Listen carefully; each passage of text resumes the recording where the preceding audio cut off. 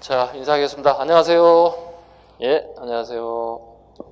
자, 오늘은 문화사 특강입니다.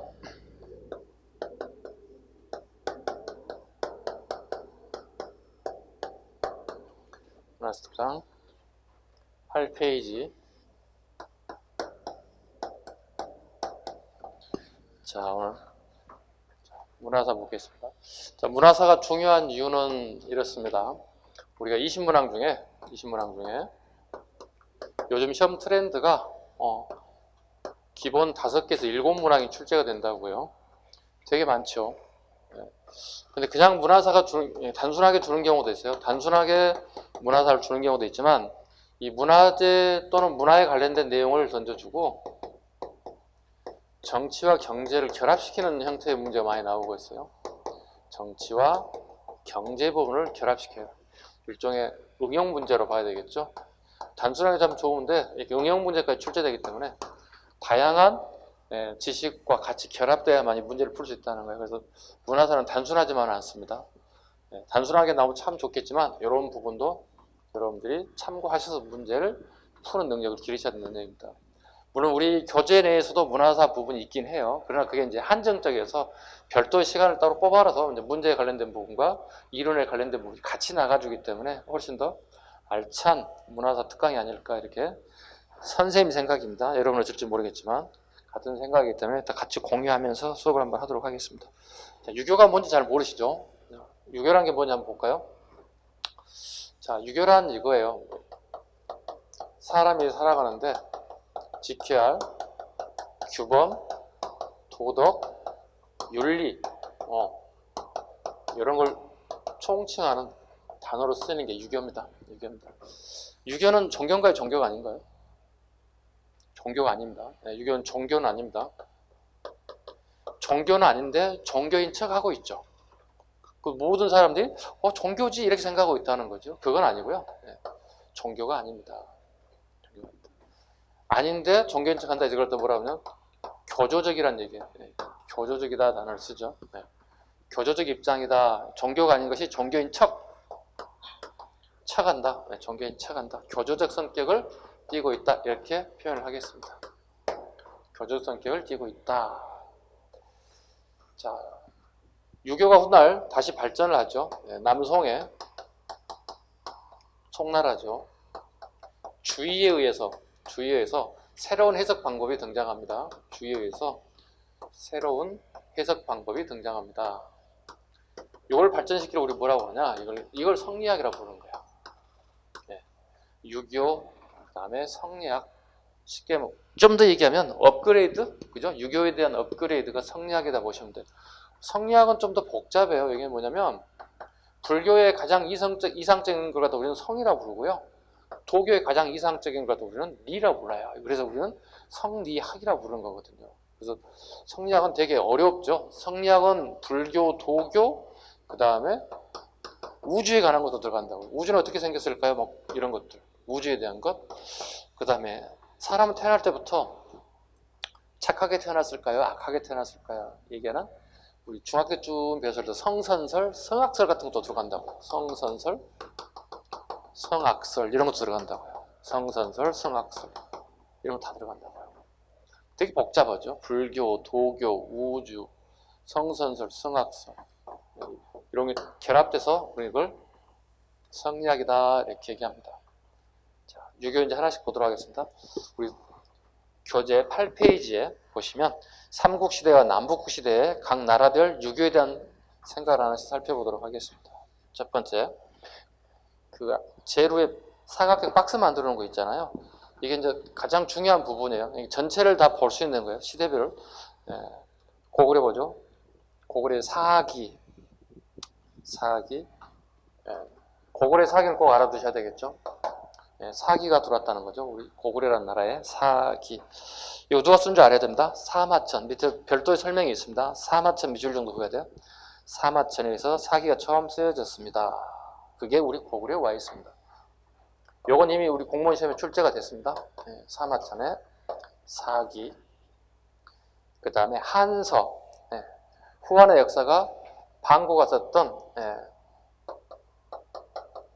한서, 한나라의 역사서, 한서. 다 고글에 다 들어와 있습니다. 한서. 그다음에 옥편. 보통 우리가 이제 사전이라 보통 얘기하는데요. 원래 책 제목이었는데 우리나라에 들어오게 되면서 그냥 우리나라는 그냥 고유명사처럼 사전처럼 이렇게 쓰여졌어요. 옥편하면 사전처럼 생각들 하고 있는데 원래는 이제 책 제목으로 들어왔던 겁니다. 책 제목으로 들어왔던 시 우리나라는 지금 현재 사전처럼 쓰이고 있다. 그 다음에 문선 봐야 돼요. 문선은 우리 수업 이론 시간에 자주 하는 겁니다. 문선. 중국 진나라, 한나라 이후에 제나라, 양나라의 대표적인 시들을 모은 것을 갖다 우리는 문선이라고 합니다. 다르게 아주 쉽게 얘기하면 중국의 뛰어난 글이죠. 네, 중국의 뛰어난 글이나 시를 모아놨다. 이것을 문선이라고 얘기합니다. 네, 문선. 요게 기초가 된다면 이게 이제 요걸 우리 수험장에 물어보는 거죠. 동문선을 알아야 되겠죠.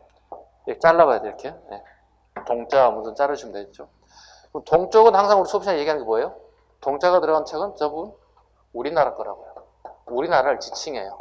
네. 우리 역사책에서 동자가 들어가면 전부 다 우리나라를 지칭한다 보시면 돼요. 여기 잘 나온 것은 조선이라고 하는 나라의 성종 때 15세기 상황이죠. 끊임없이 물어보는 거죠. 동문선이 편찬되었던 시기에 사실 옳은 것, 옳지 않은 것. 15세기 상황을 끊임없이 물어본다는 거죠. 네, 서거정이. 중국의 글이 아니라 우리나라의 글과 시를 모으는 걸 동문선이라고 합니다. 아주 중요한 부분입니다. 지금 이건 시험에 단골 메뉴로 봐야 되겠죠. 네. 시험에 기출이 자주 일어났습니다. 네, 다수입니다. 동문선. 거의 대부분 물어본 건 시대를 물어봅니다. 내용 알았고 시대 잡을 수 있으면 충분히 맞힐 수 있습니다. 이렇게까지 간단하게 고구려에 들어왔던 중국에 관련된 책들에 대한 소개, 그 다음에 동문선은 우리나라에서 만들었던 조선시대에 만든 책까지 구분할 수 있으면 되겠습니다. 백제는 오경박사 제도가 있습니다. 오경박사. 지금도 우리가 보시면 학사, 석사, 박사라는 제도가 있잖아요. 네, 백제는 볼 수 있는 박사 제도가 있다는 거예요. 오경이잖아요. 5개 경제를 얘기하는, 유교 경제를 얘기합니다. 유교 경제를 가르치는 5명의 선생님들이 계셨다. 5명의 선생님이 계셨다. 오경이 뭡니까? 이렇게 물어보진 않아요. 네, 오경 박사. 근데 특이한 것은 백제에 오경 박사가 있는 대신에 백제는 학교에 대한 기록이 없어요. 이게 아쉽죠. 아직까지는. 네, 아직까지는 학교에 대한 기록은 없습니다. 그러나 오경 박사 제도가 있는 걸 봤을 때 백제에도 유교가 널리 알려져 있음을 갖다가 읽혀져 있음을 갖다가 이해할 수 있는 측면이 있다 정도. 그 다음에 신라 보죠. 신라 보시면 임신서기석. 네. 임신서기석 꽤 많이 나왔던 부분이죠. 임신서기석 볼까요? 임신년에 기록을 했다. 돌에다가 비석에다가 이렇게 기록을 했다. 서자는 맹세할 서자입니다. 이렇게 구분하시면 돼요. 책이 길어지면 항상 슬러시에서 구분하는 연습을 하시면 책을 안 해도 된다는 거예요. 임신년에 두 녀석인데요. 두 하랑으로 추측되는 녀석이라고 보통 얘기합니다. 하랑이라고 단정 지을 수는 없어요. 단정 지을 수는 없지만 하랑으로 추측되는 두 녀석이 공부 열심히 하자, 유교경전 열심히 공부하자, 경전 공부 열심히 하자는 그 내용을 맹세한 글을 여기다 이렇게 기록해놨어요. 그럼 신라에도 마찬가지로 신라에도 유교경전이 들어와 있음을 알 수 있습니다. 그런데 이걸 물어볼 때 항상 시대를 또 물어봤거든요. 시대를 물어봤는데 보통 지금까지 봤던 시대는 거의 대부분 진평왕으로 이렇게 많이 시험에 출제가 됐었어요. 지금까지는 그렇습니다. 근데 최근에 학생들은 다양성을 띠고 있습니다. 왜? 임신년이라는 게 꼭 진평왕 때가 아닐 수도 있다는 거예요. 다양성을 띠고 있습니다. 그래서 요건 현재 21세기 내년 시험을 본다는 입장에서 본다면 출제 빈도수가 떨어질 수밖에 없습니다. 왜? 잘못하면 오류가 발생할 수 있어요. 오류가 발생할 수 있기 때문에 진평왕이다, 그 다음에 뭐 신문왕이다, 이런 설들이 있거든요. 다양성, 신문왕설도 있거든요. 진평하고 신문하고 굉장히 차이가 많이 나는 시기잖아요. 6세기, 7세기 넘어가 버리니까 100년 차이가 나는 거잖아요. 그렇게 하는 이유는 학문의 내용이 신문학 때 널리 퍼지거든요. 왜? 신문학이 학교를 만들잖아요. 학교에서 이걸 읽었다는 기록이 나오거든요. 그래서 일부 학자들은 신문학 같은데 신문학이 아니고 이렇게 얘기할 수 있다는 거예요. 오류가 발생할 수 있기 때문에 이것까지 출제하지는 않을 것 같습니다. 최근 트렌드라 그렇습니다. 그 다음에 세소고기 보죠. 이건 나오죠. 이건 확실히 정해져 있으니까 세소고기. 자르시면 돼요. 이렇게 잘라봐요. 자르셨죠? 네. 5개의 기울이잖아요. 네. 그 다음에 세속은 뭐죠? 거꾸로 한번 읽어볼까요? 읽어봐요. 속세잖아요. 속세는 우리 일반인을 얘기하는 거거든. 그럼 결과는 누굴 얘기하겠어요? 하랑도들이 지켜야 할 율법을 얘기하는 거예요. 하랑도들이 지켜야 할 율법을 갖다가 5가지를 정했다. 누가요? 진평왕식이에요. 요건 이제 나오겠죠? 진평왕식의 원광법사에게. 원광법사가 세소고기를 만들었다. 이렇게 나온다면 이걸 또 물어보겠죠? 자, 볼까요? 하랑도가 공인된 건 언제예요?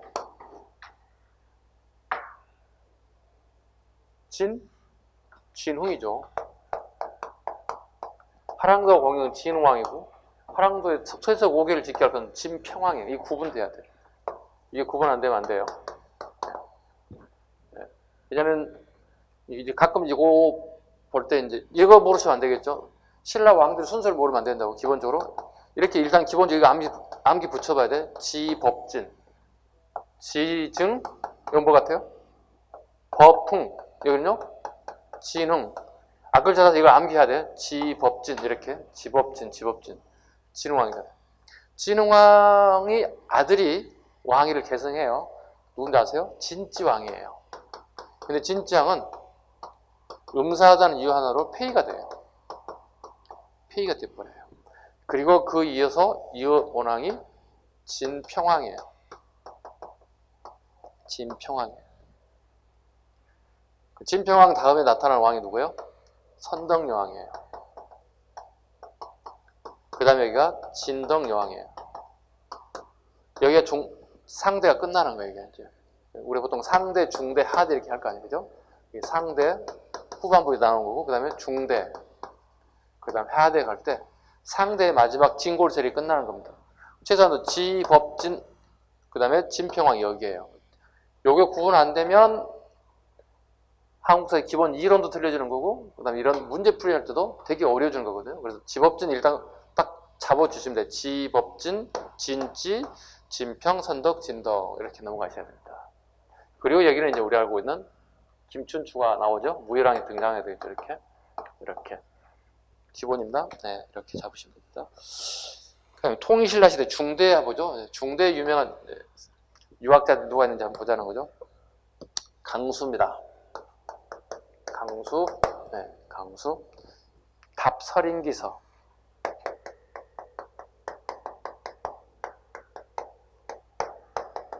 설인기의 편집글이죠. 네, 설인기의 편집글 쓰는 겁니다. 강수는 참고로 육두품입니다. 네, 강수는 참고로 육두품 인사입니다. 김씨가 아닌 애들은 거의 대부분 다 육두품을 보시면 됩니다. 99%입니다. 거의 김씨들은 진골인 반면에 김씨가 아닌 애들은 거의 대부분 육두품으로 잡으시면 돼요. 네, 답 설인기서. 설인기는 당나라 장수이고요. 네, 당나라 장수이고 안동 도호부의 총 책임을 맡고 있는 인사가 답설인기서의 대표적인 인사가 설인기이겠습니다. 강수가 멋진 글을 답장을 했습니다. 그 다음에 설총의 하한계 한번 보겠습니다. 설총의 하한계.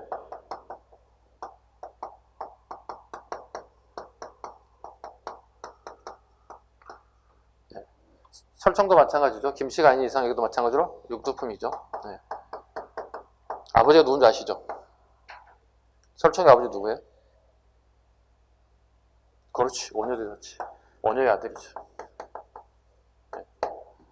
자, 하왕계 한번 뜻풀이 해보겠습니다. 하왕계. 꽃의 임금에 내리는 겨울이라는 뜻이에요. 꽃의 임금에 내리는 겨울이다.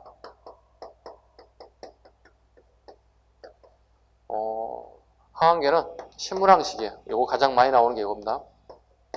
항한개 던져주고 그 시대상을 물어본다면 신문항의 업적을 골라내는 거거든요. 신문항입니다. 신문항이 보세요. 자, 자기 아버지 때 통일이 완성되죠. 문무왕 때. 문무왕 때 통일이 완성됩니다. 문무왕 때 통일이 완성되고 보위를 물려받은 신문왕이 굉장히 큰 철권정치 펼치죠. 전제정치를 펼치죠. 전제정치를 펼칩니다. 나라가 안정되기 시작하는 때 신문왕이 주변에 이제 여성들이 좀 많이 들어차게 되죠. 이걸 본 설총이 신문왕에게 다이렉트로 제발 정치 좀 잘하시고 여성을 좀 멀리 하세요. 이렇게 직설하기 좀 어려웠나 봐요. 그래서 글로써 이렇게 표현했다는 거예요. 꽃의 임금에게 내리는 기울이다. 비유했죠. 화한개의 비유가 보시면 이거죠. 장미꽃하고 할미꽃을 비유했다 정도로 우리가 다 알고 있을 거예요. 장미꽃, 할미꽃. 꽃은 아름답지만 장미꽃은 간신에 비유하고요. 꽃은 아름답지 않지만 끊임없이 피어나는 유지하고 그 자리를 유지하고 있는 충신과 유사하다 해서 이렇게 비유했다는 거죠. 그래서 장미꽃을 멀리하시고 할미꽃을 가까이 하는 게 어떻겠습니다. 이 건의에 대해서 신문왕이 정신 차렸나 봐요. 그나마. 그래서 화한계의 신문왕에 관련된 내용이 끊임없이 출제가 되고 있습니다. 그 다음에요. 통일신라 하대가 뭐죠? 독서삼품과. 통일신라 하대 독서삼품과. 원성항식이고요. 책을 얼마만큼 많은 책을 읽었느냐에 따라서 품을 상품, 중품, 하품 이렇게 세 가지로 구분했다는 거예요. 물론 특품도 있긴 해요. 물론 특품도 있긴 하지만 세 가지로 크게 구분해서 보통은 상중하에서 삼품가로 나뉘었다 이렇게 표현하고 있습니다. 독서 삼품가. 자, 이건 시험에 나오는 게 이렇게 나올 수가 있습니다. 최초의 과거시험인가요? 왜 이렇게 물어볼 수 있다는 얘기죠. 최초의 과거시험은 아닙니다. 아닙니다. 최초의 과거시험은 아닙니다. 자, 그럼 얘들은 누구를 위한 시험인가 한번 봐야 되겠죠. 육두품들을 위한 시험이었다는 거야. 육두품들을 위한 평가였다는 거거든요. 책을 얼마나 많이 읽었는지에 따라서 관직을 하사하겠다는 거거든요. 근데 문제는 육두품이라고 했나요? 선생님? 죄송합니다. 오, 실수. 쏘리. 바꿔시간. 육두품이 아닙니다. 진골입니다. 진골을 위한 평가한 시험이었어요. 그런데 진골들이 거부합니다. 책을 읽고 얼마만큼 많이 아는지 평가하는 부분인데 진골들이 거부했습니다. 거부한 이유는 이렇습니다. 자, 제도가요. 이렇게 표현할게요. 제도가 우리와 같은 진골 귀족들을, 즉 제도가 신분을 뛰어넘을 수 없다는 거예요. 제도가 신분을 뛰어넘을 수 없다. 넘을 수 없다. 거부했습니다. 제도가 신분을 뛰어넘을 수는 없다. 이렇게 해서 거부했다. 거부했습니다. 그럼 최초의 과거시험 언제 등장한 거예요? 최초의 과거시험. 고려? 언제? 강종. 왜 그래? 기본인데. 고려 강종 시기에 최초의 과거제도 시험 실시되죠? 최초의 과거시험이 고려 강종 때 시험입니다. 무슨 과가 실시되나요? 당연히 문과는 있을 게 있죠? 문과 있을 거. 또 뭐 있을 것 같아요? 문과? 책임져야 돼. 문과 없으면? 없어, 문과. 문과 없어요. 문과? 잡과. 하나 더. 스님들 되는 거. 승과. 그렇죠. 그렇게. 뭐처럼 하려고 해도 잘 기억이 안 나시죠? 문과는 없습니다. 문과는 없습니다. 문과는 어디 가야 있죠? 조선시대 가야 문과가, 정식적으로 문과가 실시됩니다. 물론, 고려시대에 문과가 잠시 실시한 적은 있지만, 없는 걸로 보셔서 큰 문제는 없습니다. 이렇게 잡으시면 되겠습니다. 그 다음에, 발해 발해 보죠. 발해 등재 서열 사건 보시죠. 최은희와 오광천 합격 순이다 이렇게 했는데요. 예, 발해 등재 서열 사건 한번 보시죠.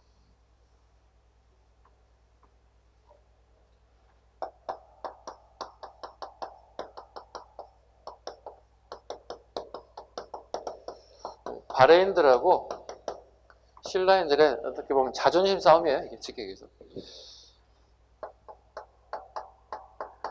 당나라에 유학생들이 많이 나타나는데요. 발해인들과 신라인들이 당에 유학 가고 과거시험을 본다는 거죠. 네. 과거시험. 유학생들을 대상으로 본 과거시험이라는 얘기거든요. 이 시험을 우리 뭐라 불러요? 빈곤과로 불러요. 빈곤과. 당나라 유학원 대상들 보면 빈곤과입니다. 근데 이게 이제 성적 합격자를 발표할 때 서로 자기네 나라 사람이 먼저 앞에 등수를 해주기를 원했다는 거야. 이걸 일명 등재 서열 사건이라고 불러요. 요즘에는 이렇게 하진 않죠. 수험 번호별로 우리가 이렇게 지금 우리 21세기에는 수험 번호별로 합격 유무만 표시해 주잖아요. 인터넷상으로. 예전에는 이렇게 하지 않고 이달은 커다란 대자보를 붙였다는 거야. 네, 대자보를 이렇게 뭐 홍길동, 뭐 이길동 이런 식으로 크게 붙였다는 거예요. 이게 신라인지 발해인지 서로 자기네 이름을 갖다가 먼저 등재해주길 바랬다. 즉 공부를 우리가 더 잘합니다. 우리나라가 뭐 이런 식이에요. 그만큼 발해와 신라에도 유학이 널리 퍼져 있었고 그 가장 대표적인 게 당나라의 과거시험까지 가가도 경쟁이 이렇게 심할 정도였다 이렇게 보시면 되겠습니다. 이렇게 해서 전체적으로 우리 각 나라의 유학에 관련된 쭉 한번 살펴봤고요. 그 다음에 요게 이제 13페이지까지고요. 자, 14페이지 한번 보시죠. 문제를 좀 접목을 한번 해봐야죠. 네. 이론이 됐기 때문에 14페이지에 문제를 한번 풀어보죠. 문제 한번 보죠. 자, 1번 한번 보겠습니다. 문제 1번. 자, 다음 보기의 내용을 통하여 공통적으로 추론할 수 있는 역사적 사실로 가장 적절한 것은 그랬습니다. 국악 설치. 국악은 언제 설치했어요? 신문학. 국악은 이거의 줄임말이 이렇게. 국립대학의 줄임말이에요. 신문학. 당연히 뭐 가르치겠어요?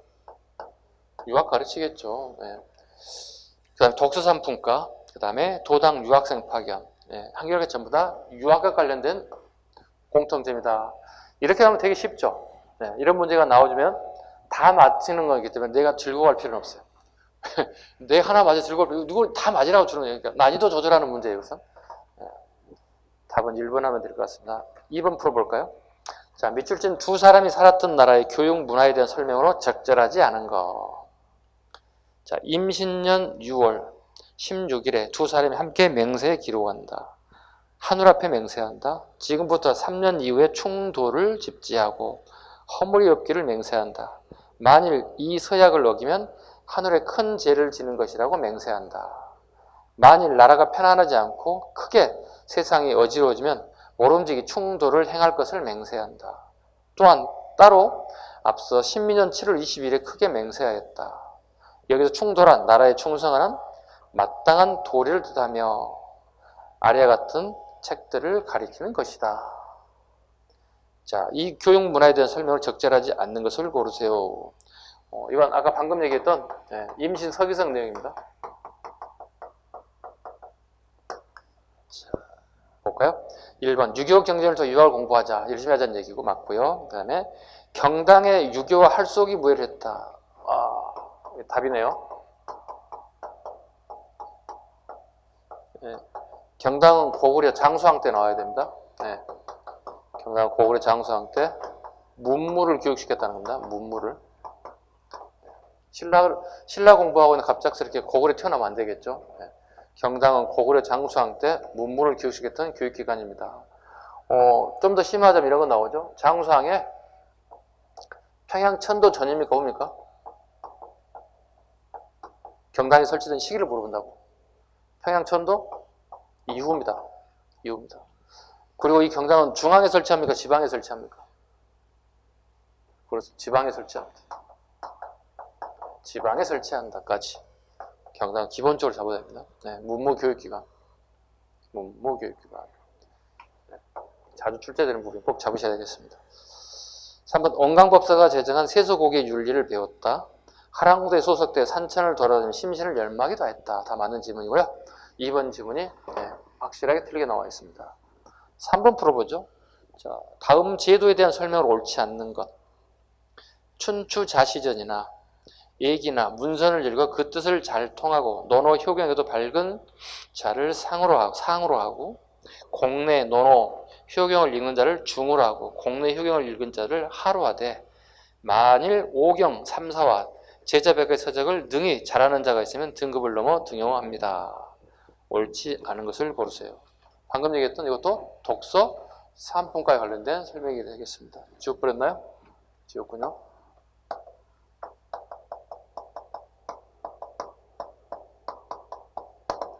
먼저 1번 신문학 때 처음 실시되었다.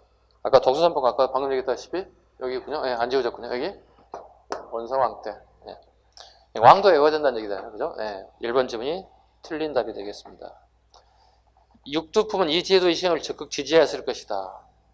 그죠? 자기는 해당이 되지 않지만 지지하죠. 유학 공부하는 사람들이니까.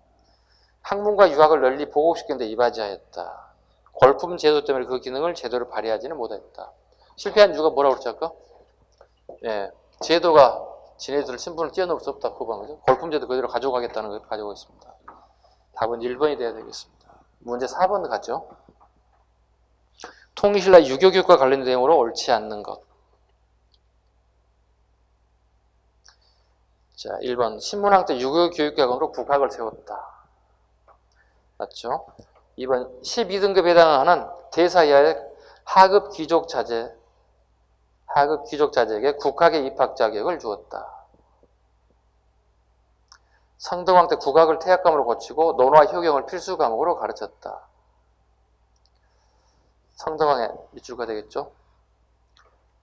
성덕왕이 국학을 태학과목으로 고치고 틀렸고요. 경덕왕으로 고쳐주셔야 되겠죠? 경덕왕식입니다. 끊임없이 나오죠. 이게 지금 현재. 뭐 이런 시간에 했던 부분이기도 한데요. 자, 또 한번 보죠. 아까 국학 잠깐 얘기했던 신문학 때 만들어졌다고요? 신문학 때. 국립대학이라는 의미를 가지고 있고요. 국립대학이 다시 바뀐다고요? 태학감으로. 이게 경덕왕입니다.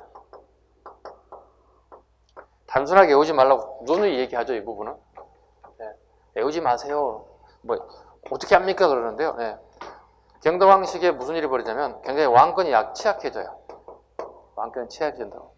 그래서 인재를 양성하기 위해서 학교를 계속 운영을 하는데 명칭을 바꿨다고요. 태학감으로 바꿨다고요. 그 의미는 왕권이 약하기 때문에 본인은 왕권을 강화되고 싶은 얘기를 생각을 가지고 있어요. 왕권이 강화됐으면 쓰겠다.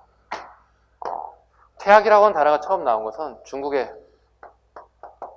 한나라의 한무제 시기거든요. 한무제 굉장히 왕권이 강했던 시기거든. 나는 이 사람처럼 닮고 싶다는 거야. 그래서 태학이라는 단어 또 나오죠. 우리 고구려 시대에.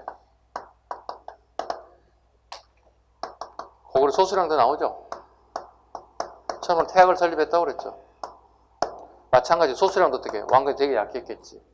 이네 꿈도 보겠어. 한무제처럼 강했으면 바람을 가지고 있다. 그러니까 단순하게 하면 되게 국사가 재미없어지는데 왜 태학으로 바뀌려고 했을까요? 왜 태학을 만들었을까요? 본다면 두 분의 공통점이 뭐예요? 소수령하고 경대 공통점은 왕권이 취약했다는 거예요. 그렇기 때문에 왕권을 강화시키기 위해서 태학을 만들었다는 거예요. 태학을 만들었습니다. 끝이 아니죠. 다시 국학으로 복귀돼요. 네, 짧지만 해공왕 때 다시 해공왕 때 뒤이어 경덕왕의 아들이었던 해공왕이 다시 권력을 잡으면서 국학이라는 명칭으로 다시 변경이 됐습니다. 단순하게 공부하지 않고 살짝 이렇게 이해하시면서 공부하면 되겠습니다. 자, 5번은 한번 비슷한 문제가 나기 때문에 한번 풀어보시고 개별적으로 6번 문제 한번 보죠. 6번 문제. 자, 밑줄진 그에 대한 설명을 옳지 않는 것은 아버지가 말하기를 10년 안에 과거에 급제하지 못하면 내 아들이 아니니 힘써 공부하라고 하셨다. 그는 당에서 스승을 쫓아 학문을 게을리하지 않았다. 건부 원년 가보 예부시랑 배찬이 주관하는 시험에 합격하여 선주의 율수 현의에 임명되었다. 최치원입니다. 네, 어렸을 때 신동서를 들었던 꼬맹이가 아버지 손을 떠나서 혼자 당나라에 가서 그 어려운 공부를 통해서 과거에 급제했습니다. 이 사람에 대한 설명은 옳지 않는 걸 골라주세요. 자, 보겠습니다. 1번. 역사서인 제왕연대력을 서술하였다. 맞죠? 제왕연대력이죠. 네. 최초의 책들이 끊임없이 출제가 되고 있습니다. 제왕연대력 살펴보죠.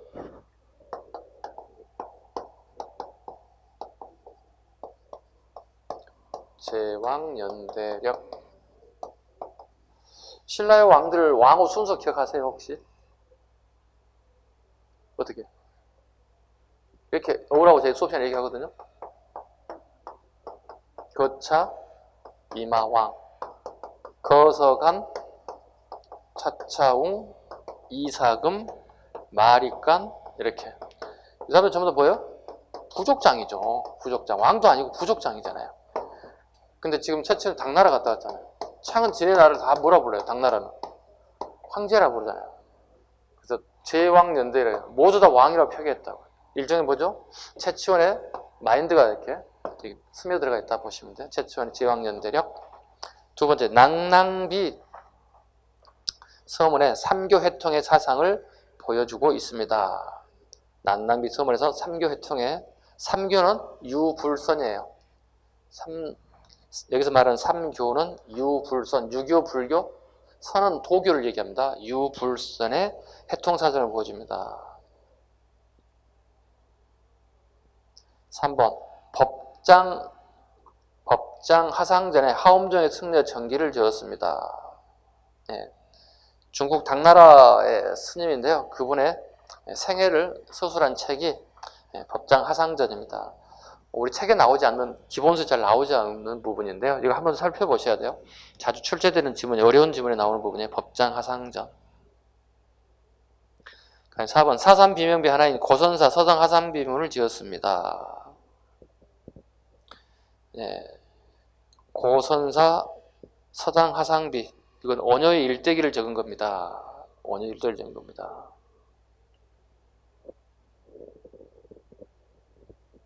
답은 4번. 사삼비명 하나인 고선 사삼비명을 지었다. 답은 4번이 되겠습니다. 최치원의 사삼비명은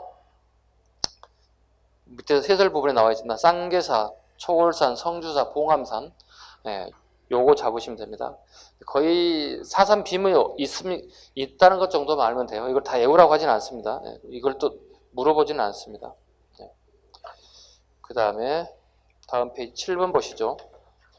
다음 인물들에 대한 설명을 가장 적절한 것은 그랬습니다. 1번 강수는 애교 문서를 잘 지은 문정가로 유명하여 불교를 새애교로 비판하였습니다. 강수 새애교를 비판했다.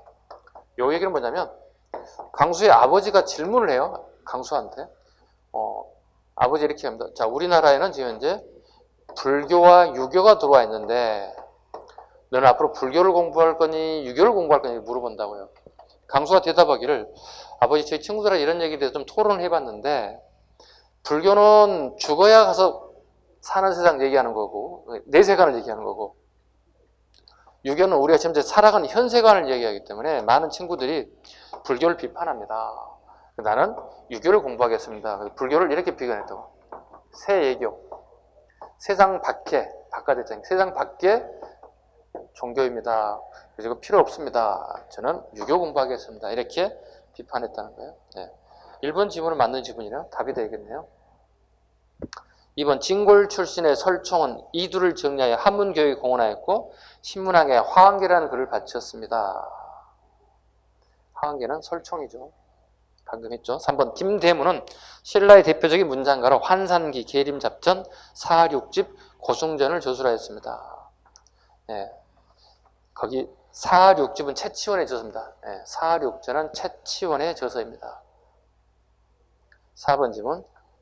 최치원은 당의 빈곤가에 급제하고 문장가로 이름을 떨친 뒤 귀국하여 성덕왕에 계획한 10조를 건의했습니다. 진성여왕식입니다. 진성여왕식. 몇 세기까지 그러면 진성여왕식이면요? 9세기입니다. 구세기 인물 대표적인 인물이 되겠습니다. 자, 8번은 한번 풀어봐 주시고요. 네, 개별적으로 풀어주시고, 그 다음에 고려시대 이제 유교입니다. 유교가 다 덜 끝났습니다. 되게 길어요. 고려시대 유교 보죠. 제7절. 박스부터 먼저 볼까요? 박스 보겠습니다. 자, 좀 지워야 되겠습니다. 잠시만요.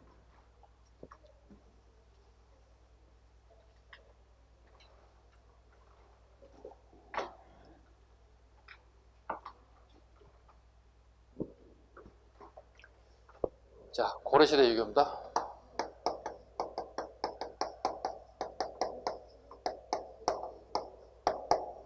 첫 번째 박스 보겠습니다. 훈고학 보겠습니다.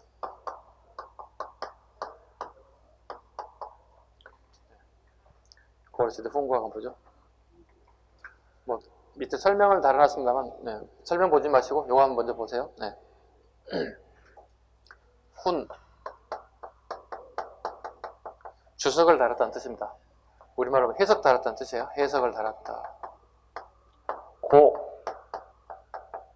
고증했다 이런 뜻입니다. 주석을 달고 고증할 때 급급했다. 자, 훈고학이 나오기 전에 내용을 한번 봐야 돼요. 무슨 내용인지 한번 볼게요. 우리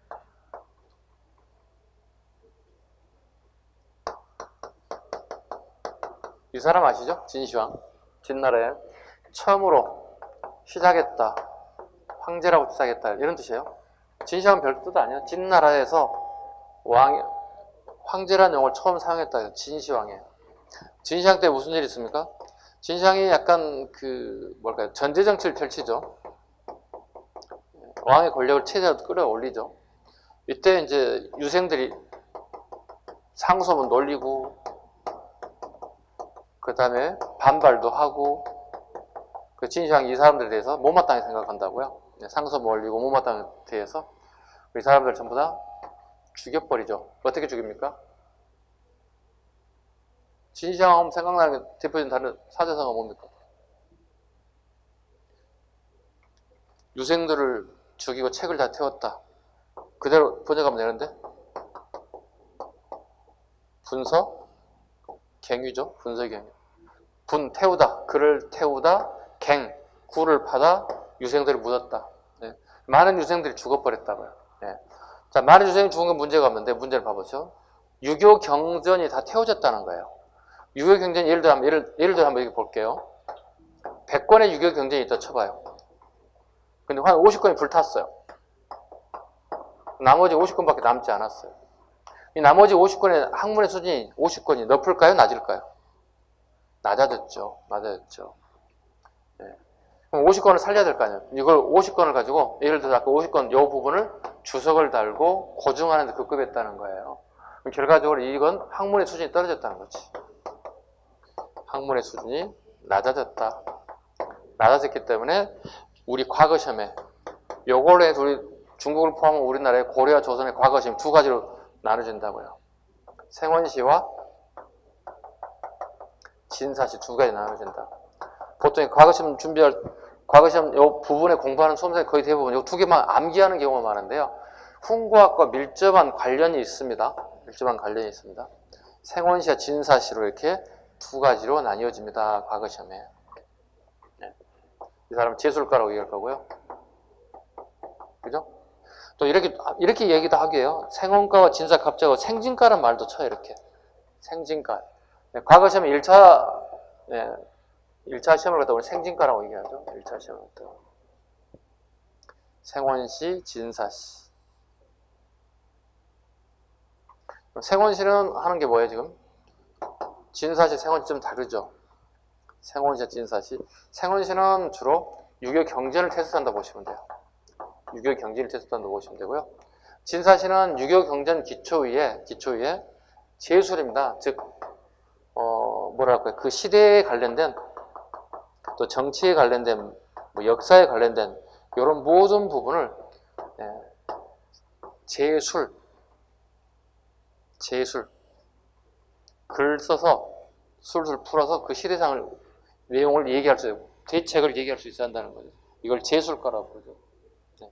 일종의 개혁책이다 보시면 돼요. 네. 개혁책 우리말로 번역하면 그 당시로 보면 시무책이죠. 시무책들을 주로 시험 보는 게 제술과 시험이다 보시면 돼요. 결국은 중국과 우리나라의 과거 시험을 두 가지 보는 이유는 전부 다 끝으로 올라가게 되면 진시황의 분서 경위까지 가는 거고, 학문으로 본다면 훈구학대까지 올라간다 보시면 되겠습니다. 그 다음에 중기 한문학. 고려 중기 한문학이 널리 발전했다. 자, 19쪽 제일 하단부 보세요. 채충의 별표, 그 다음에 김부식의 별표, 이 정도 하겠습니다. 중기의 가장 대표적인 채충과 김부식과 같은 한문학자들이 있습니다. 이 두 분의 공통점은 약간 보수적이다. 약간 보수적 성향을 띠고 있다. 보수적 성향을 띠고 있다 보시면 되겠습니다. 그 다음에 이제 무신집권기의 유학은요, 침책입니다. 무신집권기는 침책이다. 그 다음에 원간섭기 보죠. 원간섭기의 유학이 어떻게 나타나는지 보겠습니다.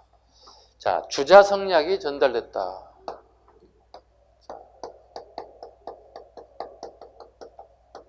주자성리학 또는 뭐 정주학, 다 같은 말로 쓰입니다. 주자성리학, 정주학. 자, 유교를 좀 업그레이드된 부분이 나타났죠. 주의가 업그레이드된 성리학이 만들어졌습니다. 근데 원간섭기의 우리 성리학은요, 어려운 성리학이 아니라 실천 성리학. 그래서 아주 쉬운 성리학이 들어왔어요. 실천 성리학이 들어와서 우리가 수용이 됐다는 거예요. 어려운 거 같으면 좀 쉽지는 않았을 거예요.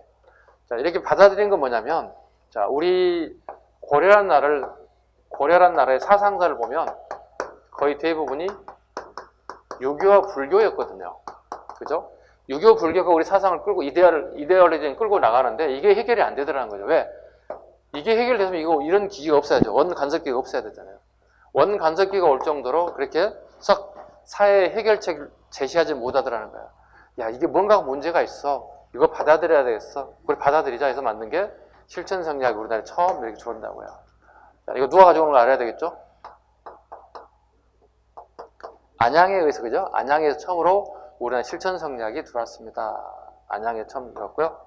훗날 안양을 기리기 위해서 이제 조선시대에 주세붕이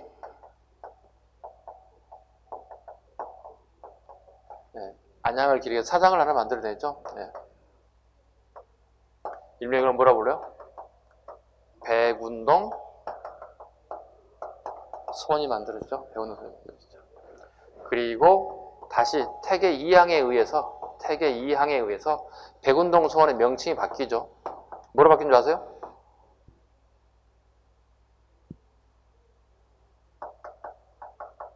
소수소원의 명칭이 바뀌죠. 소수소원으로. 소수소원을 바뀌었다는 얘기는 사액소원이 됐다는 뜻이에요. 사액소원. 국가에서 운영비를 전액을 다 지급해 주는 거예요. 사액됐다는 얘기는. 줄사자죠. 국가에서 모든 걸 지급했다. 사액성을 주로 주는 게 이제 토지. 그죠? 토지. 그 다음에 뭐 선생님들이 농사 지을 수는 없죠.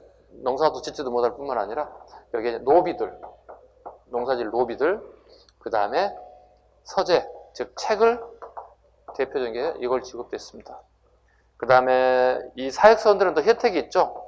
어떤 혜택이 있나요? 면세.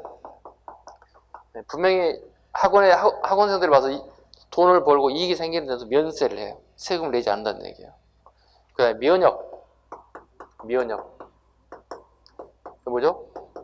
여기 학생들 군대 안 간다는 거예요. 두 가지 큰 혜택이 있다는 거예요.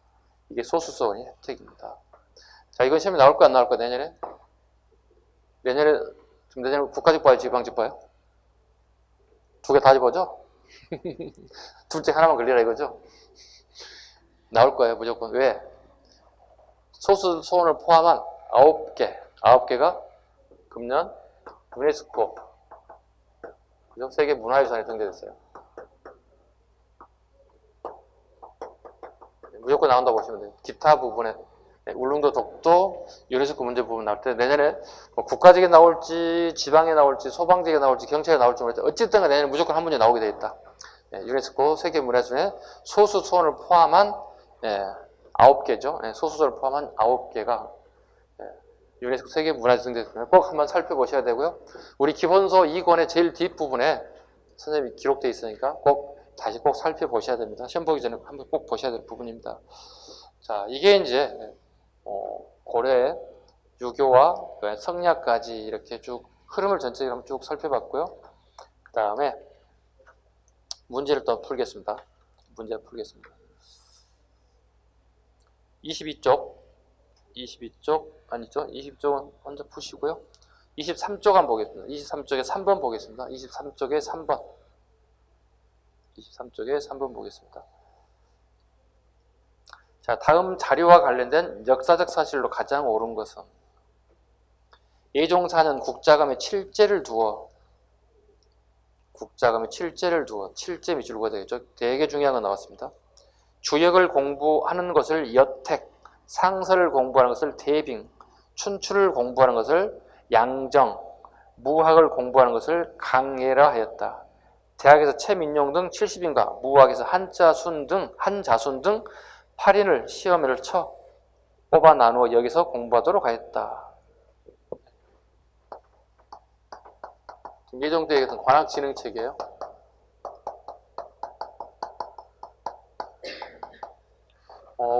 고려 중기가 되면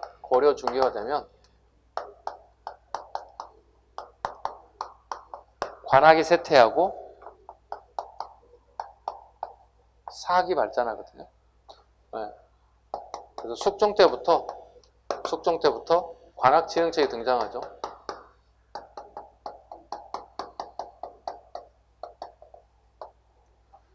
숙종 때는 이제 서적포를 설치하죠. 인쇄소입니다.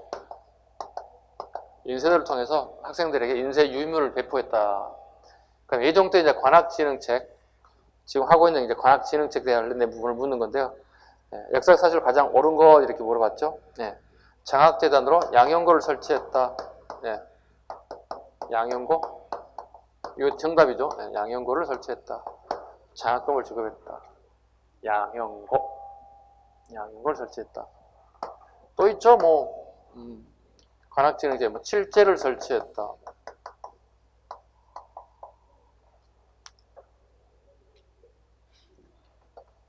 그 다음에 학교 이름이 좀 바뀌어요. 네, 학교 이름이 뭐로 바뀌어요? 학교 이름이 뭐로 바뀌어요? 현재 우리 고려 대학교 이름이 뭐예요? 대학교 이름이?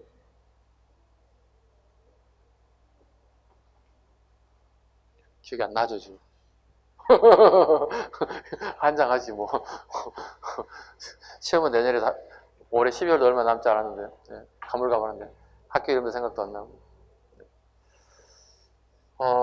우리 고려 시기 성종 시기에 이제 성종 때 대학이 하나 만들어지잖아요. 네. 그게 일명 국자감이잖아요. 국자감 기억나세요? 이제 얘기 안 해주고 싶었어.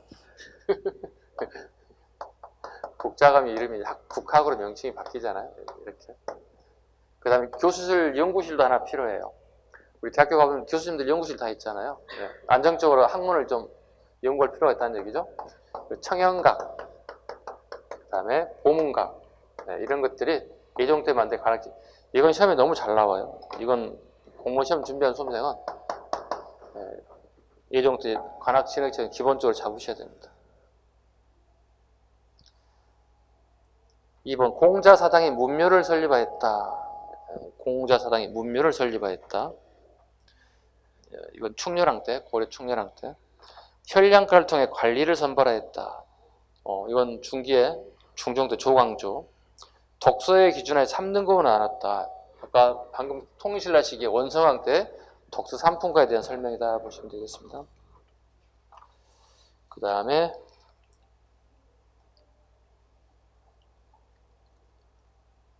24쪽 미출증 그에 대한 설명으로 옳은 것을 고르세요. 사료가 되게 길죠. 네. 나올 수 있기 때문에 제가 이렇게 한번 만들어서 나온 건지 한번 보세요. 국자감의 부실한 교육 여건을 목적한 그는 세인들의 절실한 요구에 부응하여 자신의 집에 사숙을 열고 제자들을 받아들였다. 사숙을 운영한다는 소문이 나자 여기저기서 모여든 학도들로 학당은 금세 문전성시를 이뤘다. 그는 송악산 아래의 자하동에 학당을 마련하여 낙성, 대중, 성명, 경업, 조도, 솔송, 진덕, 대야 등의 구제로 나누고 각각 전문 강좌를 계속토록 하였다. 이것은 진학의 순서와 관련이 있습니다. 순서대로 공부했다는 거예요. 단계 스텝 이렇게요. 총학자는 먼저 악성제에 들어가 6예기를 익히고 다음 순차적으로 여러 제를 거쳐 마지막에 대빙제에서 수학함으로써 졸업하는 것이다. 그래야 당시 과거 보려는 자제들은 반드시 먼저 그의 학도로 입학하여 공부하는 것이 상례로 되어 있다. 예, 최충의 구제학당 설명하고 있습니다. 구제학당. 최충은 고려정부의 문화시중을 역임했죠. 최고 관직이죠. 문화시중을 역임했고, 그다음에 지공고 출신입니다. 지공고 출신입니다. 지공고란 과거시험을 총괄하는 사람입니다. 과거시험을 총괄하는 입장이었던 최충이 세운학교. 많은 학생들이 여기 들어가려고 한다는 거죠. 이유는요? 다른 거 없어요. 네, 여러분들 학원에서 공부하는 이유는 뭐죠? 합격자가 많이 발생됐대, 이 학원에. 그래서 오는 거죠. 합격자 발표 한 명도 안 됐대. 안 오지. 예, 뭔가가 뭔지 있으니까 안 가는 거지. 소비자 입장에서. 예, 과거 패스가 많았기 때문에 서로 이 학원에 가게 줄을 섰다 이런 의미를 가지고 있습니다. 이에 대한 설명으로 한번 보죠. 1번 국영 3사를 중심으로 교육했다. 이게 답이에요. 예, 조례에서 국영 3사를 교육합니다. 국영 3사. 2번 질문 유교적 합류주의 사관에 기초해 삼국사기를 편찬하다. 이 정도는 다 알지. 우리가 김부식인 걸 다 아실 거고. 유교 사상을 치국의 근본으로 삼아 시무 28조의 개관을 냈다. 최승도입니다. 이건 뭐 공무원 시험 준비하는 데 가장 기본이고요. 소학과 4번 질문입니다. 소학과 주자가를 중시하고 건문세족과 불교 피해자를 비판하였다. 고려말 조선 초의 신진 4대부들에 대한 설명이 되겠습니다. 자, 그 다음에 건너뛰어서 7번으로 한번 갈까요? 7번 보겠습니다. 26쪽 보시죠. 26쪽. 자, 요것까지 하고 좀 잠깐 쉬도록 하겠습니다. 고려시대 성리학의 수용 과정에 대한 설명을 옳지 않는 것. 1번 백이정은 직접 원에 가서 성리학을 배웠다. 백이정 밑줄 그어야 돼요. 앞으로도 나올 수 있는 가능성이 있는 지문이에요. 백이정. 2번 김문정은 원에서 공자의 하상과 각종 서적을 구해왔다.